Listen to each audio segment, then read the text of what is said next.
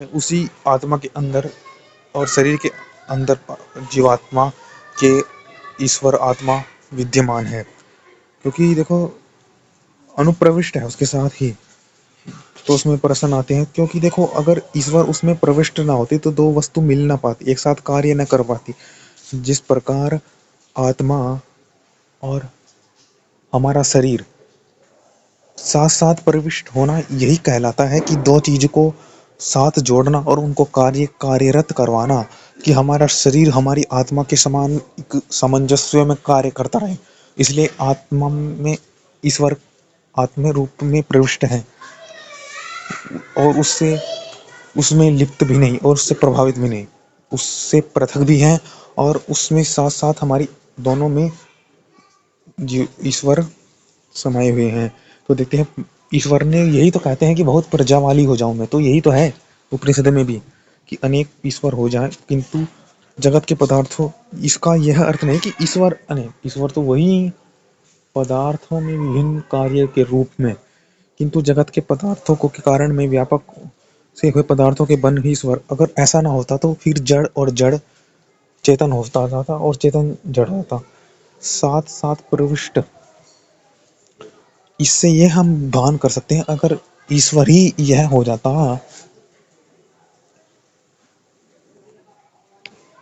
है कि इस कारण और कार्य दोनों में प्रविष्ट है। अगर सिर्फ कारण में होते तो फिर यह ईश्वर से माना जाता कि सृष्टि ईश्वर से हुई है, कि परंतु जब पता है कि कारण और कार्य दोनों में, तो कारण कोई और है, कारण क्या है, प्रकृति है, और ईश्वर उसमें बना करके प्रविष्ट है। अर्थात ईश्वर ने ये जगत प्रकृति से रचा है, और इसमें कारण भी यह है क्योंकि अगर सिर्फ वो जड़ चेतन की भांति कार्य करने लगती, जड़ चेतन का एक रूप दिखाते, चेतन के गुण दिखाते हैं, हम कहते कि तो ईश्वर ही है, परंतु ये प्रकृति है और जड़ भी चेतन जैसे व्यवहार करने लगती और चेतन जड़ जैसा लगने लगता हमें, तो कुछ हम वह ना कर पाते, तो ये व्यवहार ही ना होता, व्यवहार भंग हो जाता। तो ये जड़, इसमें सत्यार्थ प्रकाश में भी कह रखा है कि दो जड़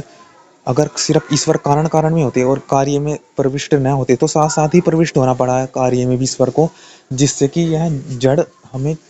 चेतन न ऐसा ही प्रतीत हो जैसा है, और इसका एक वहीं पर ठहराव रहे, स्थिर रहे, कार्य कर पाए, और ये साथ साथ इसके साथ ईश्वर जुड़े हैं, जिससे कि दोनों मिलकर के एक दूसरे वस्तु साथ मिलकर कार्य कर पाए। जैसे कि शरीर के साथ आत्मा जड़ के साथ चेतन का कार्य करने लगती है हमारी बुद्धि से, तो वही है कि हम को मिलाते हैं, जोड़ते हैं, तो वरना चेतन मतलब तो उनको साथ करना ईश्वर का कार्य है और उसमें प्रविष्ट है। तो यही देखो आप समझ गए होंगे कि ईश्वर बहुत प्रकार की प्रजा, एक शब्द प्रजा हो गए। तो यही उपनिषद का इसमें रहस्य है। उपनिषद का रहस्य आपको ज्ञात हुआ होगा तो उत्तम, पढ़ते रहें, याद करते रहें। ओम।